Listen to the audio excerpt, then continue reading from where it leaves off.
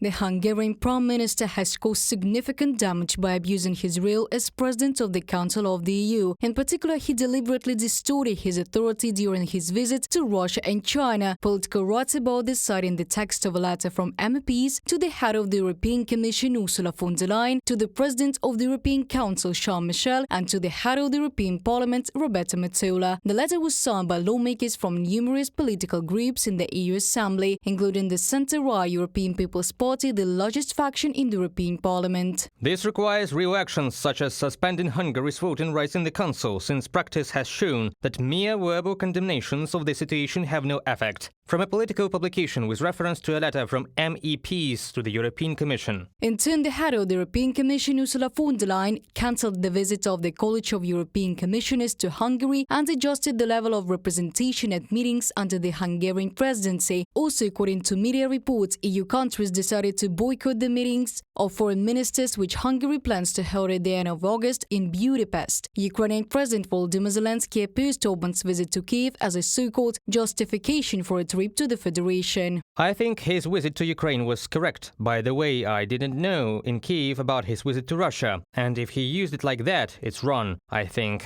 And I do not support his visit to Russia. It is his decision. Ukraine and EU countries condemned him on this matter. All NATO countries did that as well. On July the 1st, Hungary assumed the rotating presidency of the Council of the EU. Immediately after this, Viktor Orban paid visits on a so-called peacekeeping mission to Kiev, Moscow and Beijing without having a mandate from the EU. Hungary will slowly become the only European country that can talk to everyone. According to Bild, after visits to Ukraine, Russia and China, as well as a meeting with presidential candidate Donald Trump in the United States, the Prime Minister of Hungary wrote a letter to the President of the European Council. In it, he proposed that the European Union restore diplomatic relations with Russia and establish political interaction with the countries of the Global South and China. In response, EU leaders condemned the Hungarian Prime Minister's trip to Moscow, and they emphasized that they did not give him the authority to negotiate with Putin on behalf of the European Union.